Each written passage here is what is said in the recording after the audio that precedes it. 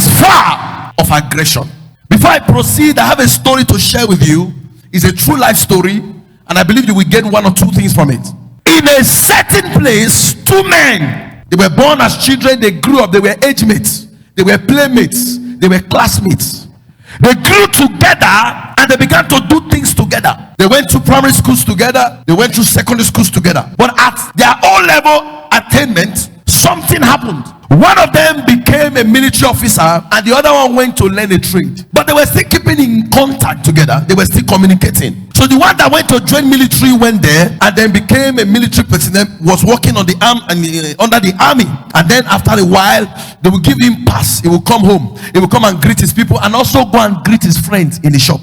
Anytime they give him pass, he will go and greet his friend in the shop. He will make sure he goes there. One time his friend said to him, there is a business happening in the community. They are selling lands. Bring money, let me buy lands for you. And as a matter of fact, this guy saw it as a good idea. And this man was his best friend. So he withdrew all the money he had in his account and gave it to this his friend. Said, please help me buy land. Help me purchase land. Me and my family, we can survive in the north. We can just be living below, normal level. So ladies and gentlemen, couple of months into years, he came, he visited the land. I know in army they don't give you passes every time. So whenever he gets that available space, he will rush down to the village to go and check his investment. But not knowing that the man who was helping him buy the land was using his name to buy the land. Before you know what's happening, the guy became sick. And whilst he was sick, this army got to hear and he left his place of service without a pass, came to just see this young man who was about to die. He was pumping money into his health, but something happened and the guy died. Can I surprise you? When the army man went back to his post, because he left without a pass, they stopped him from working in the army. It was a sacrifice he paid for his friends. So he said, okay, since they have stopped me and my family, let us go home now and then go and begin to cultivate our investment. That's how they left the north and they came to this certain location. And while they got there, they asked the son, how far?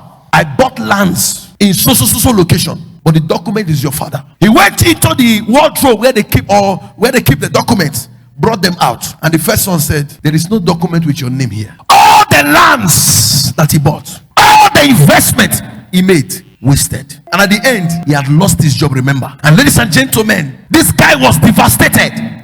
This guy was devastated. And this guy took a rope and killed himself. But before he killed himself, he opened his mouth and said, my friend who I sacrificed everything for did this to me.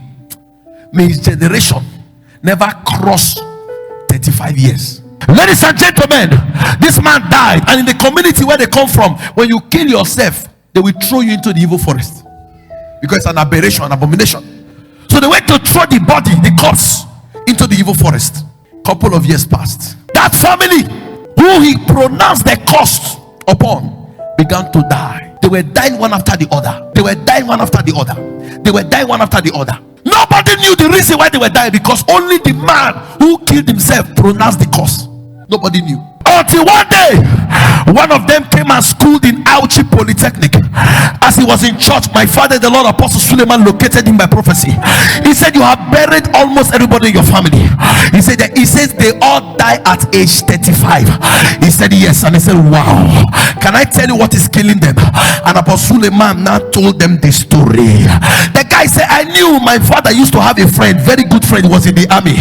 I knew he once came and asked for his land. I knew that he killed himself, but I didn't know that he caused us. Ladies and gentlemen, it was the father that sinned, but the children began to die. They were not aware. If they were aware, they would have found a way to remedy it, but they were not aware. It was the father that sinned, but the children were suffering the penalty of the sin.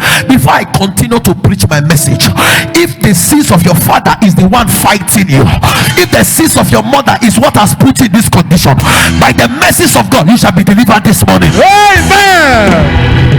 I said, by the mercies of God you shall be delivered this morning. Amen. By the mercies of God you shall be delivered this morning.